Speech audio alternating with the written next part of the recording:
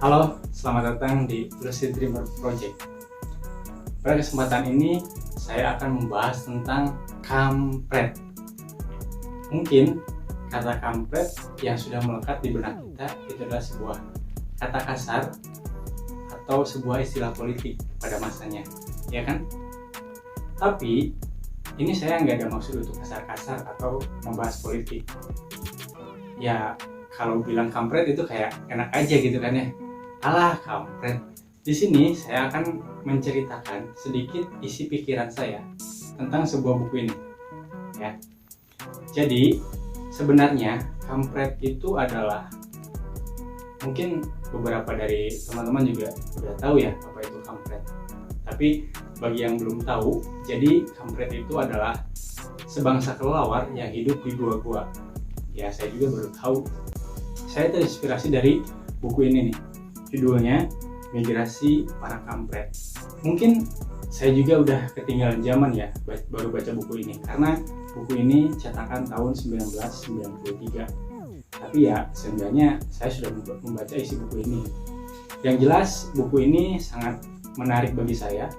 Ceritanya ringan tapi maknanya sangat dalam sekali. Saya akan sampaikan pendapat saya tentang buku ini.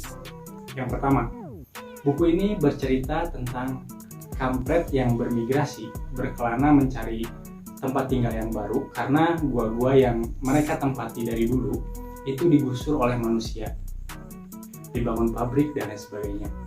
Dan ternyata itu juga terjadi dan dialami oleh kampret di mana-mana. Kemudian yang kedua, di buku ini kampretnya itu bisa ngomong, bisa ngobrol sama penulisnya, tapi diceritakan di sini pada saat kampret protes terkait penggusuran gua-gua yang mereka tinggali, itu mereka pergi ke gedung-gedung yang dihuni oleh manusia. Tapi di sana suara kampret nggak bisa dimengerti dan nggak bisa didengar. Yang ketiga, karena buku ini cetakan tahun 1993, jadi ternyata masalah lingkungan itu sudah dialami sejak lama. Saya juga menangkap pesan dari buku ini bukan hanya sekedar menceritakan tentang kampret, tapi ada juga pesan-pesan yang menggambarkan dan kritik sosial mengenai keadaan manusia juga. Dan bagi saya ini mungkin penyampaian protes dan kritik dengan cara yang sangat menarik. Kemudian yang keempat, ternyata masalah si kampret ini sering kita temukan juga sampai sekarang ya.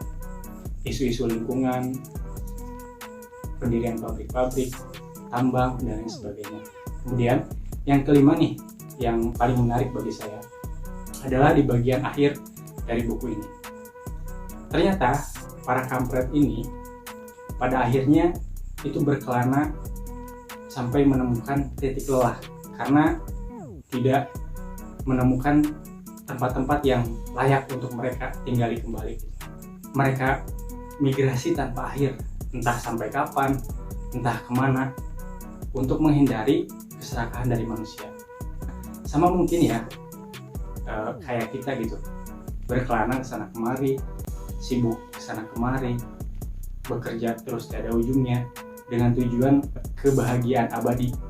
Tapi nyatanya kita merasa tidak menemukan tujuan itu, entah kemana, entah di mana, entah sampai kapan, dan kita juga jadi lupa kalau pada akhirnya semua akan tiada. Ada pesan yang menarik menurut saya di akhir cerita dari buku ini. Ya. Gua kapur yang nyaman dan sepi, hutan yang perawan, dan semuanya itu sudah rusak. Kemudian merubah tujuan migrasi kampret, yaitu menjadi migrasi menuju keabadian. Migrasi menuju surga Firdaus. Wow. Lalu penulis mengakhiri dengan berbincang dan berterima kasih pada kampret itu karena sudah menjadi tokoh di dalam buku cerita. Dan selesai. Itulah sedikit isi pikiran saya mengenai buku ini. Terima kasih sudah menonton.